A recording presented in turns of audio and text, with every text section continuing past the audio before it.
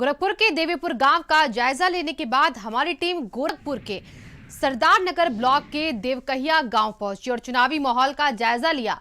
साथ ही हमने गांव में पूर्व प्रधानों द्वारा कराए गए विकास कार्यों को भी देखने की कोशिश की तो हमने देखा कि देवकहिया गांव के पूर्व प्रधान द्वारा जो वादे किए गए थे वो कुछ हद तक तो पूरे हुए, लेकिन जो विकास होना चाहिए था वो नहीं हो सका।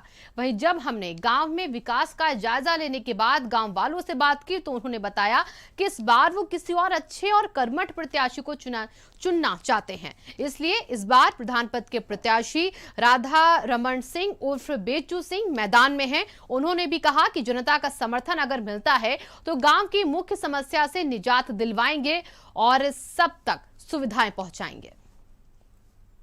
यही एशियन फर्टिलाइजर से जो जहरीली गैस निकलती है, इससे बहुत लोगों का नुकसान होता है, फसल जल जाती है।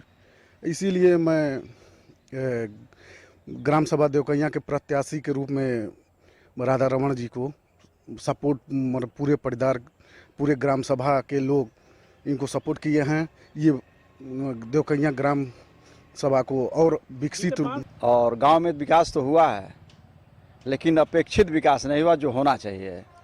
और हम लोग जो है ये विकास करने में सक्षम हम लोग देख रहे हैं राधा रमन जी को, इसलिए हम लोग उनका जो है दिल से समर्थन करना चाहते हैं ताकि वह इस संघर्ष में आगे बढ़ें।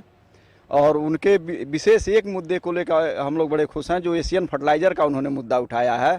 उस एशियन फर्टिलाइज़र की वजह से 4-5 गांव के लोग प्रभावित होते हैं और न तो सरकारें सुनती हैं और न तो प्रशासन सुनता है। समाचार का करवा पहुंच चुका है सरदार नगर ब्लॉक के देवकहिया गांव में, जहां पे हमने देखा कि विकास हुआ है। यहाँ के जो निवर्तमान प्रधान है उन्होंने विकास किया है, लेकिन उस स्तर का विकास नहीं किया है जो कि एक संपूर्ण बेहतरीन गांव का होता है। उस पूरे गांव को और बेहतरीन विकास करने के लिए एक प्रत्याशी मैदान में है जिसका नाम राधा रमन बेचू सिंह है। आइए उनसे बात करते हैं कि बीते 5 साल में कितना गांव का विकास हुआ है या नहीं हुआ है या कुछ बाकी रह गया है। जनता अगर आपको प्रधान बनाती है तो आप क्या करेंगे? हमारा मेन मुद्दा यह है कि एशियन फर्टिलाइजर से जो 4-5 गांव के लोग जनता प्रभावित हो रही है, जो जहरीले गैस की वजह से पशु जानवर को बहुत दिक्कत होती है।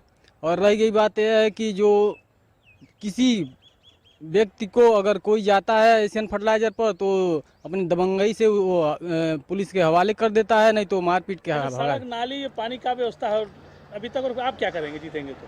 सड़क और नाली का जो अधूरा काम बाकी है उसको हम पूरा करेंगे।